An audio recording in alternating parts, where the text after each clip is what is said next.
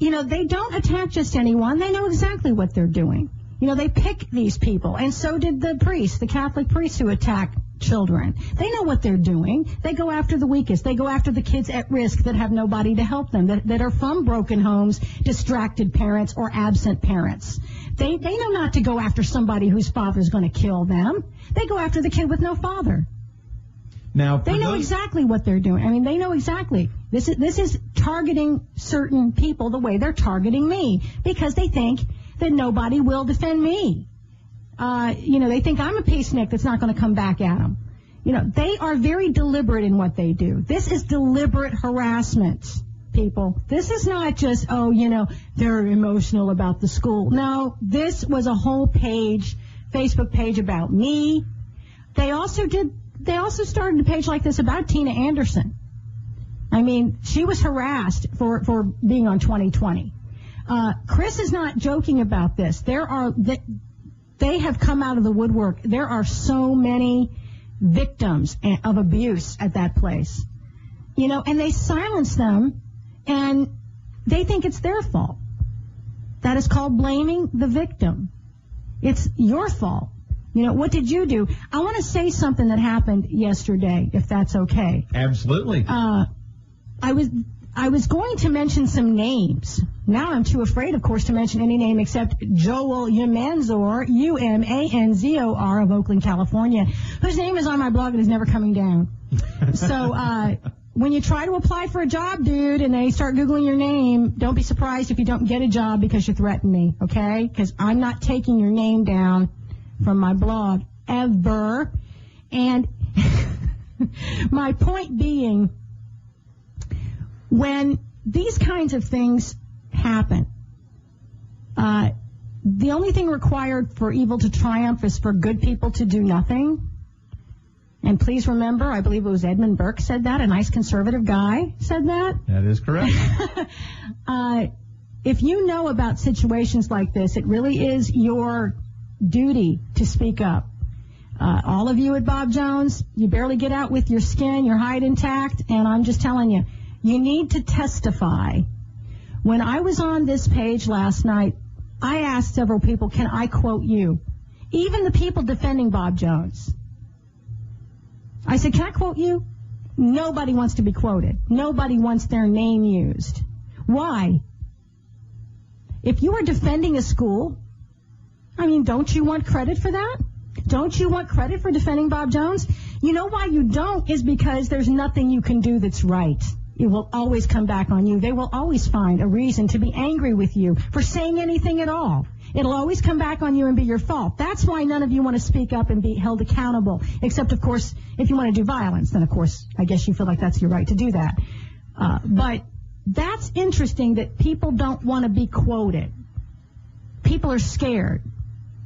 Why are you so scared? It's a cult. It's a dangerous cult. And if you're listening and you're part of this cult and your parents have sent you there, try to think of a reason to leave. Just try to think of a reason to get out.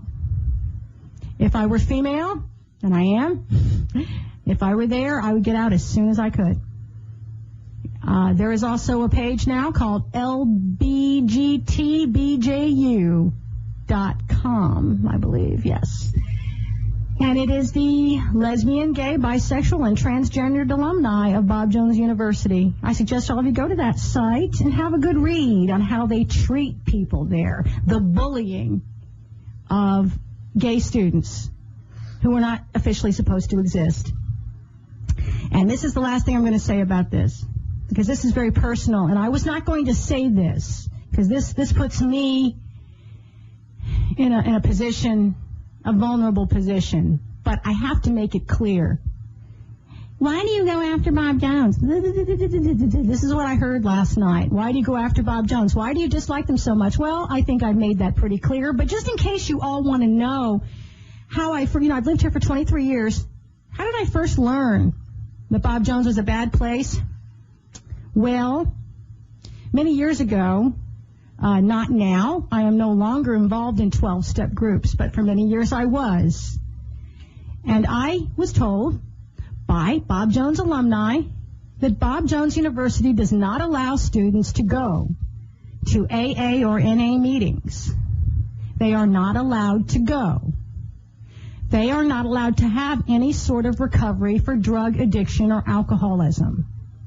And then, of course, when they get drunk, they're shipped out. If you ask for help, of course, you get demerits and you get put down for asking for help because, of course, you weren't supposed to do that in the first place. Next, if you don't get help, of course, you will end up in trouble and get shipped for that. So really, there's no way out of this if you are an unfortunate person who is an alcoholic or a drug addict. They don't care about you. They, in fact, have sentenced you to death as far as I'm concerned because they will not give you help when you ask for it. I find that a criminal act. I find that a reprehensible, immoral act on a very, very deep level that upsets me to such a degree that I can't hardly discuss it rationally. I have 30 years alcohol-free, and if you think I could have done that by myself, all I can say is if I could have, I would have done it by myself.